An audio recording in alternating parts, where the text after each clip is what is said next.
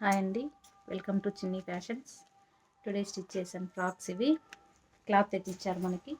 ఇది క్లాత్ వచ్చేసి ఇలా వచ్చింది. కలంకారీ వచ్చింది మొత్తము. దానికి మళ్ళీ అంతా స్టిచ్చింగ్ వేశారు. చూడడానికి అయితే చాలా బాగుంది. కలర్ అయితే చూడండి. ఇది మదర్ అండ్ చిల్డ్రన్కి ఇద్దరికి స్టిచ్ చేశాను. బ్యాక్ వచ్చి ఇన్విజిబుల్ జిప్ పెట్టాను. ఫ్రంట్ ప్రిన్స్ కట్ ఇచ్చాను. ప్రిన్స్ కట్ తర్వాత స్లీవ్, ఎల్బో స్లీవ్, స్కాలపింగ్ వచ్చింది.